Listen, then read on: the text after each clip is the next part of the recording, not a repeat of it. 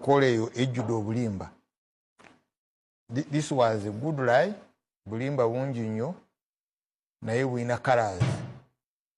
Breaking news amawulire si malungi agava mu State House. Banne bennyini abatandise okumwefulira ani His Excellency Yoweri Kaguta Museveni nate mulooza Nandala Mafaabi eyali amukubira olukopo wiiki ewedde last month yonna bukyanga campaign zigwa kati ssaawa zino tamwefuulidde. Nkugamba kino ekisanja bakiyita kuna mu kyesho buli omu agenda kubeera nga yeekuba naddala abali mu sayidi y'opposition eri enfu wamu n'abali mu government. His Excellency Robert Kyagulanyi Kyovola yabasalira amagezi n'agamba nedda nze kangende wabweru ndandika okubeera nga mbavunza. Vidiyo eno njagala tugiwa obudde obusobodde gisharingire banno agimpereka like bwoba omaze subscribing wegatteko omukutu gwe guno sokolerize Nandala Mafaabi mali nkuleetedde bajjenoze mu National Unity Platform biki abeebazaako.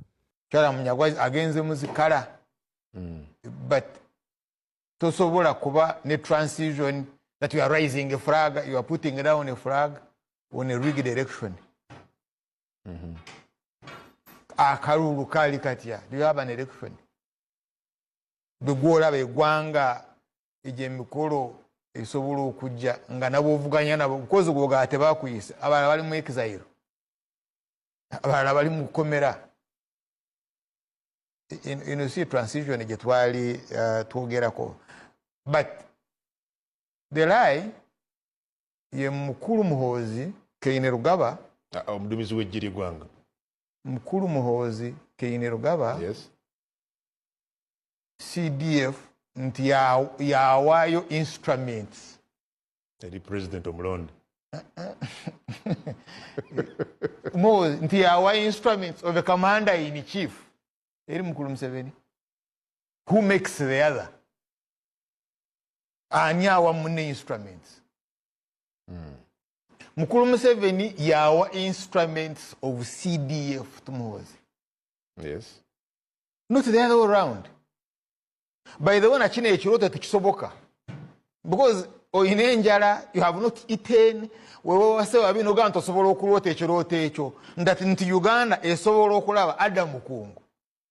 Nti bakulonze, ne bakulangirira. Kakati CDF nakuwa instruments, mukama wange you'll be my commander in chief. Impossible. So anyway, kibadde kirina okuba ekityo, and it's an armed lie. Kakati olina okulwana nnyo, olaba mukolo gwadde mulungi nnyo, president omulonde, there was transition, the flag has come down, the flag has gone up, bulimba. Poison remains poison, ne bwogisabika otya.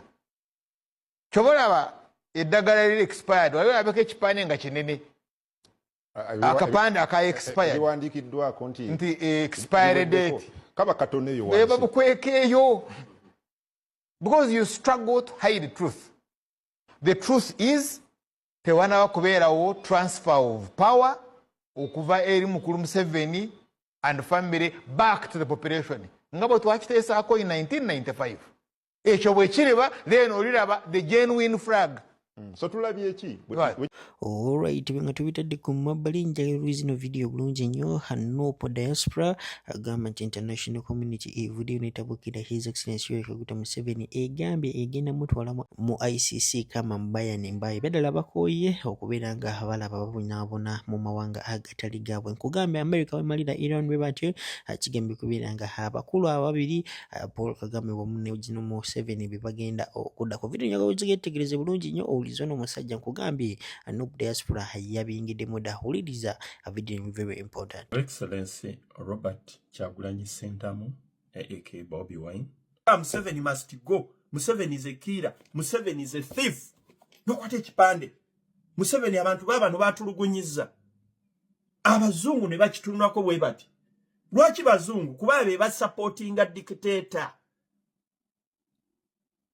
Yes, I concur with those who write emails, those who tweet. It is very okay. Nena demonstrating, please, demonstrations at least once in a month or once in a week. It would make a lot of impact.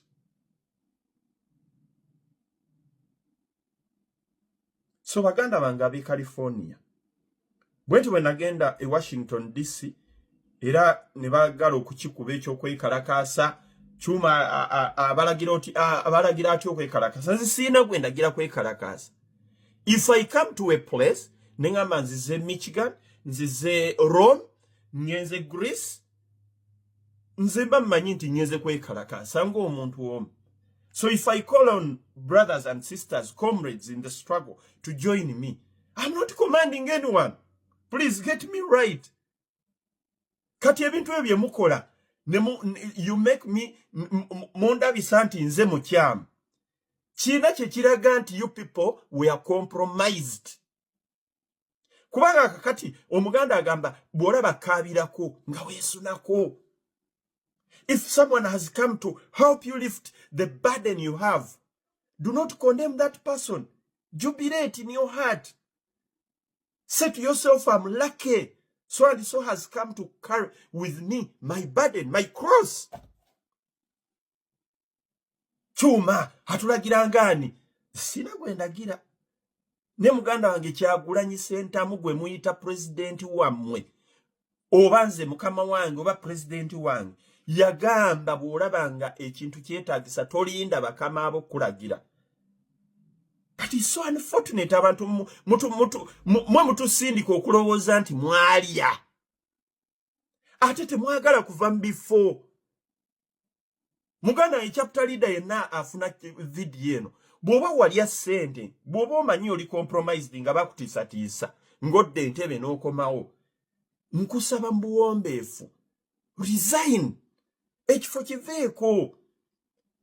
Kubira mukamawo president omugambe president nsaba kuwumula balondewo omulala. Ne oleme kwerabisa.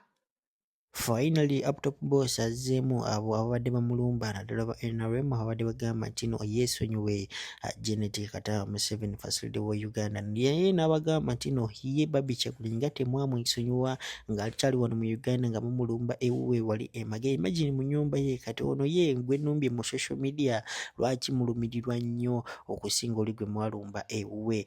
Kale biri njago giwobudde oba osobodde gisharinga bano mu WhatsApp groups ez'enjawulo wamu ne Facebook group. Nyoge kujukiza gwatana subscribing kati kajempa simulezo kateke mulo oyagala tuwayo amafuta data namba za fizio sembya yo 373 wagulu ku line ya white also to inboxing. Abalungi abatuuliriza era abatulaba olunaku olwaleero tuchaddeko ewa Sheikh Ashraf Dembe. Sebo sanyusa okubalaba amanya agange yeze Sheikh Ashraf Dembe akola ku bizibu byenjawulo omuntu singa abayina ebirwadde musomereddwa tumwa amazzi ga lukuya nga bwo badde ogalaba tugenda abantu ku kyoto ne twokya emizimu emibi egibabaamu n'okulomba edduwa abantu singa abeera ng'ali wano atuuse sobola okumulombeera edduwa ne waba atatuuse nga mpadde amannya ge naye ng'ali wala neetaase ennamba yange yeeno eri 0707363711 nammwe bannyinaffe abali ebweru oyagala okuba nti oyagala okulombera ku dduwa ng'olina ebizibu viza zibuze amaka gakolongotana sente zikola zimpita mu ngalo ojja kumpeereza ekifaananyi kyo n'amannya go ebyo byokka bijja kumala nja kulombera edduwa ojja kutereera olunaku olusembayo mu mwezi mba n'edduwa eyawamu ffenna n'abalwadde bange abakadde n'abapya. Salaamu alaikum warahmatullahi wabarakatuh. Bano sibe bano bamuzaako ki ajja n'akubuuza muzaako ki nga she's trying to be mokale alowooza akumookinga but nze tuli mu kumookinga nze ne bannange bwe tukola omulimu gwe gumu tomookinga NUP tuli mu kumookinga His Excellency Robert Kyagulanyi Ssentamu nno oli kubanga ffe tuli maloboozi agaba abanakuwaziddwa abeetaaga obwenkanya gavumenti eyo beekozeeko effujjo. So buli lwojja ng'olowooza omookinga nze oba omala budde oli mu kumookinga abakyala nga bano be baatwalako abaana baabwe kati oli mu kubabuuza nti kati abaana bamwe baba batwalako mukaddiye muzzaako ki. Oli mu kumookinga obwana bwa Kibalama gavumenti bwe yakeera enkya n'ebufuula bumulekwa taata taliiwo baamutwala nakati tebogeranga gyali nga maama yafa nti kati mmwe muli nfuuzi Museveni yeerayiza muzzaako ki. Maama wammwe yafa ne taata wammwe gavumenti yamutwala kati muzzaako ki. Oba tomookinga nze oli mu kumookinga waliwo omukyala n'abamufaanana abaakeera enkya ne bamenyebwa amayumba gaabwe nga baakeera enkya ne bakola akasente kaabwe tebabba kabbe ne bazimba enju zaabwe ne bakeera enkya nga bazimenye bamala okubafuula homeless ne bamala ate ne babasiba nti mwesaalimbiza ku ttaka kati omokinga abo baganti kati mwe babamenyera amayumba gamwe kati Museveni abamenyera amayumba gamwe yerayiza muzaako abo boli mu kumokinga tomokinga ffe mwana watu atogena notunulira akubuuza ogenda okumutuka kumusobola gena ne mukeberako ogenda okumulabanga nga single mother ali mu kiyumba n'omugamba gwe tomanyi mutawaana gw'olimu nti saawa eno wagenda mu biyumba by'abawarabu oli eyo oli muddu omwana wo n'omuleka e Uganda ng'omulunzizza muganda wange kobe komuledi kobe kibobanga waleka omwana we Uganda wamulunza olinga bumbuzi kati ona alemu okwerabira nti ogwo nagwo mutawaana ogwo butabeera mu bulamu bwa mwana wo nonsalawo omulunze bulunza